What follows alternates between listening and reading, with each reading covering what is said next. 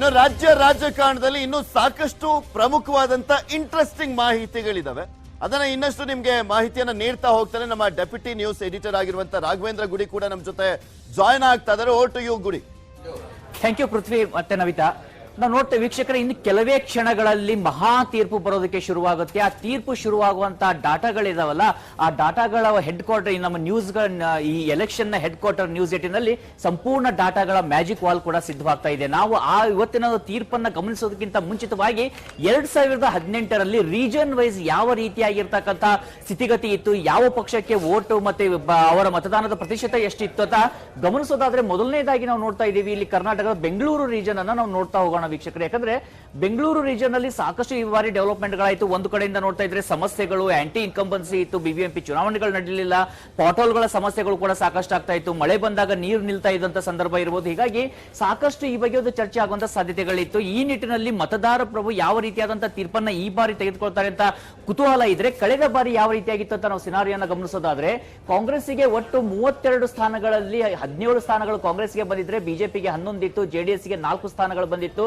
ವೋಟ್ನ ಪ್ರತಿಶತವನ್ನು ಕೂಡ ನಾವು ಗಮನಿಸ್ತಾ ಇದ್ರೆ 40.01 ಅಷ್ಟು ಕಾಂಗ್ರೆಸ್ಗೆ ಬಂದಿದ್ರೆ ಬಿಜೆಪಿಗೆ 39.11 ಬಂದಿತ್ತು. ಅದೇ ರೀತಿಯಾಗಿ ಜೆಡಿಎಸ್ಗೆ ಕೂಡ 17.49 ಮತದಾನ ಇಲ್ಲಿ ಚಲಾವಣೆಯಾಗಿತ್ತು. ಹೀಗಾಗಿ ಸಹಜವಾಗಿ ಕುತೂಹಲ ಇರತಕ್ಕಂಥದ್ದು ಈ ಬಾರಿ ಏನಾಗುತ್ತೆ ಅಂತ.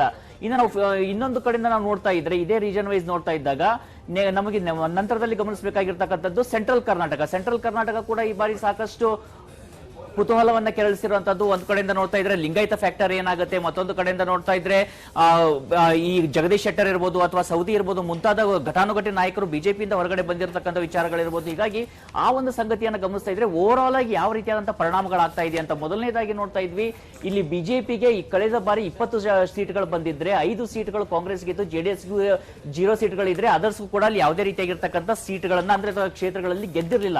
ಇದಕ್ಕೆ ಪ್ರಮುಖ ಕಾರಣ ಅಂದ್ರೆ 43.07 ಪ್ರತಿಶತದಷ್ಟು ವೋಟ್ಗಳು ಬಿಜೆಪಿಗೆ ಚಲಾವಣೆಯಾಗಿದ್ರೆ ಕಾಂಗ್ರೆಸ್ಗೆ 33.90 ವೋಟ್ಗಳು ಚಲಾವಣೆ ಆಗಿತ್ತು. ಹೀಗಾಗಿ ಸಹಜವಾಗಿ ಅವರಿಗೆ ಅತ್ಯಂತ ಕಡಿಮೆ ಸ್ಥಾನಗಳು ಕೂಡ ಬಂದಿತ್ತು. ಇದು ಬಿಜೆಪಿಯ ಭದ್ರಕೋಟೆ ಕೂಡ ಹೌದು. ಈ ಬಾರಿ ಇಲ್ಲೇನಾಗುತ್ತೆ ಅನ್ನೋದು ಸದ್ಯಕ್ಕೆ ಇರ್ತಕ್ಕಂಥ ಒಂದು ಪ್ರಶ್ನೆಗಳಾಗ್ತಾ ಇದಾವೆ ವೀಕ್ಷಕರು. ನಮ್ಮ ನಂತರದಲ್ಲಿ ನಾವು ಗಮನಿಸೋದಾದ್ರೆ ಇದೇ ರೀಜನ್ ವೈಸ್ ನಾವು ನೋಡ್ತಾ ಹೋಗೋದಾದ್ರೆ ಕೋಸ್ಟಲ್ ಕರ್ನಾಟಕದಲ್ಲಿ ಏನಾಗ್ತಾ ಇದೆ, ನಾವು ಈ ಕೋಸ್ಟಲ್ ಕರ್ನಾಟಕ ಅಂತ ಬಂದಾಗ ಇಲ್ಲಿ ಸಾಕಷ್ಟು ಕುತೂಹಲ ಸಹಜವಾಗಿ ಕೆರಳ್ತಾಗುತ್ತೆ. ಯಾಕಂದ್ರೆ ಇದನ್ನ ಹಿಂದುತ್ವದ ಒಂದು ಲ್ಯಾಬೊರೇಟರಿ ಅಂತ ಕೂಡ ಕರೆಯಲಾಗುತ್ತೆ, ಬಿಜೆಪಿಯ ಭದ್ರಕೋಟೆ ಕೂಡ ಹೌದು. ಆದ್ರೆ ಈ ಬಾರಿ ಏನಾಗ್ತಾ ಇದೆ ಅಲ್ಲಿ, ಯಾಕಂದ್ರೆ ಅಲ್ಲಿ ಸಾಕಷ್ಟು ಬಂಡಾಯ ಅಭ್ಯರ್ಥಿಗಳು ಕೂಡ ಬಂದಿರೋದ್ರಿಂದಾಗಿ ಸಹಜವಾದಂತಹ ಒಂದು ಕುತೂಹಲ ಇದ್ದೇ ಇದೆ. ಕಳೆದ ಬಾರಿಯಲ್ಲಿ ಕೋಸ್ಟಲ್ ಕರ್ನಾಟಕದಲ್ಲಿ 13 ಸ್ಥಾನಗಳಲ್ಲಿ ಬಿಜೆಪಿ 12 ಗಳಿಸಿದ್ರೆ ಕಾಂಗ್ರೆಸ್ 1 ಗಳಿಸಿತ್ತು. ಜೆಡಿಎಸ್ ಆಗಲಿ ಬೇರೆ ಯಾವುದೇ ಪಕ್ಷೇತರರಾಗಲಿ ಯಾವುದೇ ರೀತಿಯಾಗಿರ್ತಕ್ಕಂಥ ಸ್ಥಾನಗಳನ್ನ ಅಲ್ಲಿ ಸಹಜವಾಗಿ ಗಳಿಸಿರ್ಲಿಲ್ಲ. ಹೀಗಾಗಿ ಈ ಬಾರಿ ಏನಾಗುತ್ತೆ ಅನ್ನೋ ಕುತೂಹಲಗಳು ಸಹಜವಾಗಿ ಕಂಡು ಬರ್ತಾ ಇದಾವೆ. ಇನ್ನ ನಾವು ಅಗೇನ್ ರೀಸನ್ ವೈಸ್ ನೋಡೋದಾದ್ರೆ ಕಲ್ಯಾಣ ಕರ್ನಾಟಕ ಈ ಬಾರಿ ಅತ್ಯಂತ ಪ್ರಮುಖವಾಗಿ ಗಮನಿಸಬೇಕಾಗಿರ್ತಕ್ಕಂಥ ಸಂಗತಿ. ಯಾಕಂದ್ರೆ ಕಳೆದ ಬಾರಿ 41 ಸ್ಥಾನಗಳಲ್ಲಿ, ಕಲ್ಯಾಣ ಕರ್ನಾಟಕದ 41 ಸ್ಥಾನಗಳಲ್ಲಿ ಕಾಂಗ್ರೆಸ್ 21, ಬಿಜೆಪಿ 16 ಸ್ಥಾನಗಳನ್ನು ಗಳಿಸಿತ್ತು, ಜೆಡಿಎಸ್ 4 ಸ್ಥಾನಗಳನ್ನ ಕೂಡ ಗಳಿಸಿತ್ತು. ಹೀಗಾಗಿ ಮತ್ತೊಂದು ಈ ಬಾರಿ ಇರ್ತಕ್ಕಂಥ ಕುತೂಹಲ ಅಂದ್ರೆ ಕಾಂಗ್ರೆಸ್ ಈ ಬಾರಿ ಅಷ್ಟೇ ಸೀಟ್ಗಳನ್ನ ಉಳಿಸಿಕೊಳ್ಳುತ್ತಾ ಅಥವಾ ತನ್ನ ಟ್ಯಾಲಿಯನ್ನ ಹೆಚ್ಚಳ ಮಾಡಿಕೊಳ್ಳುತ್ತಾ, ಅಥವಾ ಬಿಜೆಪಿ ಈ ಬಾರಿ ಏನಾದ್ರೂ ಅಲ್ಲಿ ಮತದಾರರ ಮನಸ್ಸನ್ನು ಗೆಲ್ಲೋದಕ್ಕೆ ಸಾಧ್ಯ ಆಗಿ ಟ್ಯಾಲಿಯನ್ನ ಹೆಚ್ಚು ಮಾಡಿಕೊಳ್ಳುತ್ತಾ, ಅಥವಾ ಅಲ್ಲಿ ಇದ್ದಂತ ಒಂದು ಈ ಆಂಟಿ ಇನ್ಕಂಬನ್ಸಿ ಅಂತಕ್ಕಂಥದ್ದು ಅಂದ್ರೆ ಇಲ್ಲಿ ಇರ್ತಕ್ಕಂಥ ರಾಜ್ಯ ಸರ್ಕಾರದ ಬಗ್ಗೆ ಇರ್ತಕ್ಕಂಥ ಕ್ರೋಧ ಆಗ್ಲಿ ಅಥವಾ ಅಸಮಾಧಾನ ಆಗ್ಲಿ ಅದೇನಾದ್ರೂ ಮತದಾನದಲ್ಲೂ ಕೂಡ ಪ್ರಭಾವ ಬೀರಿದೆಯಾ ಅಂತ ಪ್ರಶ್ನೆಗಳು ಮೂಡ್ತಾ ಇದಾವೆ.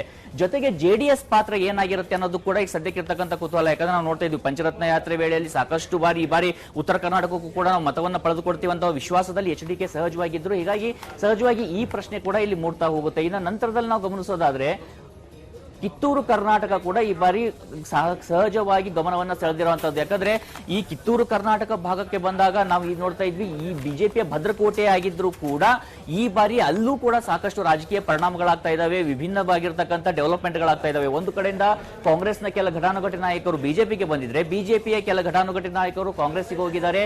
ಅಲ್ಲಿ ನಾವು ಕಳೆದ ಬಾರಿ ನೋಡ್ತಾ ಇದ್ವಿ 34 ಸ್ಥಾನಗಳನ್ನ ಅಂದ್ರೆ 56 ಸ್ಥಾನಗಳಲ್ಲಿ 34 ಸ್ಥಾನಗಳನ್ನ ಬಿಜೆಪಿ ಗಳಿಸಿತ್ತು, ಕಾಂಗ್ರೆಸ್ 19 ಸ್ಥಾನಗಳನ್ನ ಗಳಿಸಿತ್ತು, ಜೆಡಿಎಸ್ 2 ಸ್ಥಾನಗಳನ್ನ ಗಳಿಸಿತ್ತು. ಹೀಗಾಗಿ ಈ ಬಾರಿ ಏನಾಗುತ್ತೆ ಅಂತ ಹೇಳಿ ಕೂಡ ಇಲ್ಲಿ ಸಹಜವಾದಂತಹ ಪ್ರಶ್ನೆಗಳು ಮೂಡ್ತಾ ಇದ್ದಾವೆ. ನಾನು ಆವಾಗಲೇ ಹೇಳ್ತಾ ಇದ್ದೆ, ಈ ಬಾರಿಯ ಚುನಾವಣೆ ವೇಳೆಯಲ್ಲಿ ಮಧ್ಯ ಕರ್ನಾಟಕ, ಕಿತ್ತೂರು ಕರ್ನಾಟಕದ ವಿಚಾರಕ್ಕೆ ಬಂದಂತ ಸಂದರ್ಭದಲ್ಲಿ ಇಲ್ಲಿರ್ತಕ್ಕಂಥ ಒಂದು ಆಂಟಿ ಇನ್ಕಂಬನ್ಸಿ ಜೊತೆಗೆ ಬಂಡಾಯ ಅಭ್ಯರ್ಥಿಗಳು, ಉದಾಹರಣೆಗೆ ಬಿಜೆಪಿಯಲ್ಲಿ ಈಗ ಲಕ್ಷ್ಮಣ್ ಸವದಿ ಇರಬಹುದು ಅಥವಾ ಜಗದೀಶ್ ಶೆಟ್ಟರ್ ಇರಬಹುದು, ಮುಂತಾದ ಘಟಾನುಘಟಿ ನಾಯಕರಿದಾರಲ್ಲ, ಅವರು ಇಡೀ ಉತ್ತರ ಕರ್ನಾಟಕದ ಭಾಗದಲ್ಲಿ ಒಂದು ಪರಿಣಾಮವನ್ನ ಬೀರ್ತಾರಾ ಅಥವಾ ಬೀರೋದಿಲ್ಲ ಅನ್ನೋಂತ ಕುತೂಹಲಗಳು ಸಹಜವಾಗಿ ಕಂಡು ಬರ್ತಾ ಇದಾವೆ. ಇನ್ನ ಕೊನೆಯದಾಗಿ ನಾವು ಗಮನಿಸ್ತಾ ಇದ್ದೀವಿ ರೀಜನ್ ವೈಸ್ ಅಂತ ಬಂದಂತ ಸಂದರ್ಭದಲ್ಲಿ ಸೌತರ್ನ್ ಕರ್ನಾಟಕ ಅಂದ್ರೆ ನಾವು ಈಗ ಹಳೆ ಮೈಸೂರು ವಿಭಾಗಕ್ಕೆ ಬಂದಂತ ಸಂದರ್ಭದಲ್ಲಿ ಇಲ್ಲಿ ಆಗಿರ್ತಕ್ಕಂಥ ಪರಿಣಾಮಗಳು ಯಾವ ರೀತಿಯಾಗಿರುತ್ತೆ? ಯಾಕಂದ್ರೆ ಕಳೆದ ಬಾರಿ ಜೆಡಿಎಸ್ ಇಲ್ಲಿ ಖಂಡಿತವಾಗಿ ಅತಿ ದೊಡ್ಡ ಪಕ್ಷವಾಗಿ ಹೊರಹೊಮ್ಮಿತ್ತು.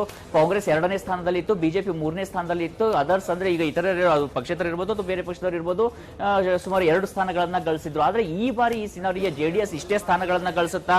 ಒಂದು ವೇಳೆ ಜೆಡಿಎಸ್ ಏನಾದ್ರೂ ಇಷ್ಟೇ ಸ್ಥಾನಗಳನ್ನ ಈ ಭಾಗದಲ್ಲಿ ಗಳಿಸಿದ್ರೆ ಖಂಡಿತವಾಗಿಯೂ ಈ ರಾಜಕಾರಣದ ಮೇಲೆ ದೊಡ್ಡ ಮಟ್ಟದ ಪರಿಣಾಮವನ್ನು ಬೀರೋದಕ್ಕೆ ಸಾಧ್ಯ ಆಗುತ್ತೆ. ಆದ್ರೆ ಇಲ್ಲಿ ಏನಾದ್ರೂ ಕಾಂಗ್ರೆಸ್ ಟ್ಯಾಲಿ ಇನ್ಕ್ರೀಸ್ ಆಗಿದ್ರೆ ಖಂಡಿತವಾಗಿ ಜೆಡಿಎಸ್ ಗೆ ಯಾವ ರೀತಿಯಾಗಿರ್ತಕ್ಕಂಥ ಚಾಲೆಂಜಸ್ ಗಳು ಎದುರಾಗುತ್ತೆ ಅಂತ ಪ್ರಶ್ನೆಗಳು ಮೂಡ್ತಾ ಇದಾವೆ. ಹೀಗಾಗಿ ಓವರ್ ಆಲ್ ಆಗಿ ನಾವು ನೋಡ್ತಾ ಇರುವಂತಹ ಸಂದರ್ಭದಲ್ಲಿ ಈ ಒಂದು ಇಡೀ ಓವರ್ ಆಲ್ ಕರ್ನಾಟಕ ಅಂತ ಬಂದಂತ ಸಂದರ್ಭದಲ್ಲಿ ನಾವು ನೋಡ್ತಾ ಇದ್ದಾಗ ವೀಕ್ಷಕರೇ ಸಹಜವಾದಂತಹ ಪ್ರಶ್ನೆಗಳು ಖಂಡಿತವಾಗಿಯೂ ಕೂಡ ಮೂಡ್ತಾನೆ ಇದಾವೆ. ಹೀಗಾಗಿ ಈ ಬಾರಿ ಏನಾಗುತ್ತೆ, ಇನ್ನೊಂದು ಕೆಲವೇ ಕ್ಷಣಗಳಲ್ಲಿ ಬರುವಂತಹ ಮತದಾನದಲ್ಲಿ ಆಗುವಂತಹ ಸಂಗತಿಗಳೇನು, ಈ ಬಗ್ಗೆ ಖಂಡಿತವಾಗಿಯೂ ನಾವು ಗಮನಿಸ್ತಾ ಹೋಗ್ಬೇಕಾಗುತ್ತೆ.